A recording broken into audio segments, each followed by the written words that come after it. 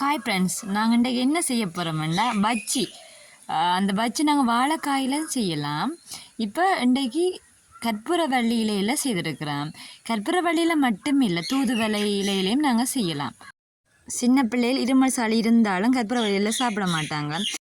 எப்படி செய்து கொடுத்தால் அது இலை இருக்கிறதே தெரியாமல் சாப்பிடுவாங்க. பஜ்ஜி செய்கிறதுக்கு 2 வாழைக்காய் 3 கற்பூரவள்ளி எடுத்துக்கிறோம்.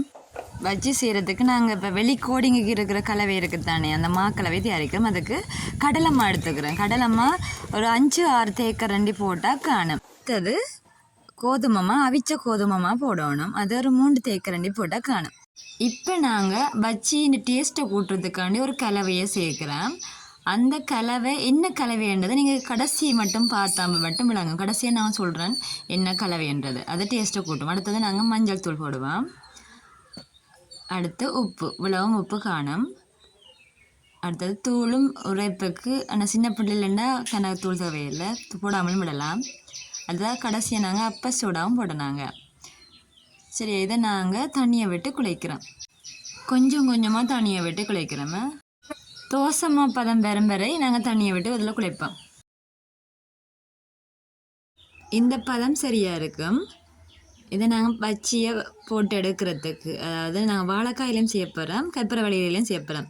அப்போ 2ஐயும் இதுக்குள்ளே அமர்த்தி நாங்கள் எடுக்க போகிறோம். அதுக்காண்டி தான் இந்த கலவையை நாங்கள் தயாரிச்சினாங்க. சரியா, நல்லா நாங்கள் அதை கட்டிகள் இல்லாமல் கரைச்சி எடுக்கணும். மஞ்சள் காணாட்டி மஞ்சள் தூள் இன்னும் போடலாம், கொஞ்சம் கலராக இருக்கும். இப்போ வாழைக்காயை வெட்டி எடுத்துக்கிறோம்.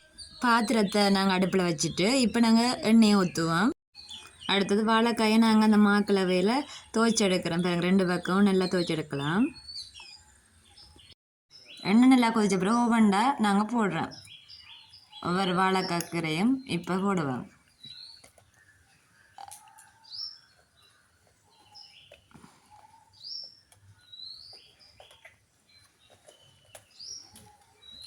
நாங்கள் 3ஐயும் ஒரே நேரத்தில் போட்டு எடுக்கலாம்.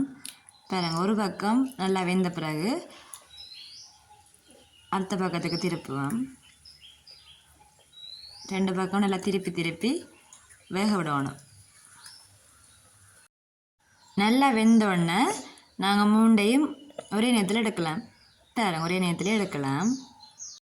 அடுத்தது நாங்கள் கற்பூரவள்ளியிலேயே மாவில் துவைச்சி போட்டு எண்ணெயில் போட்டு பொரிக்கிறோம். பாருங்க, நல்லா அது உப்பி வரும். பூரி மாதிரி அது உப்பி வருது. அப்போ சுடா போட்டு நாங்கள் தானே, அதனால் இப்படி உப்பி வருது. இதை பாருங்க, இதில் நான் மிளகாய், உள்ளி, அடுத்தது மிளகு எல்லாம் எடுத்துருக்கிறோம். அந்த கலவை தான் இந்த டேஸ்ட்டை கூட்டுறதுக்காண்டி போட்டது.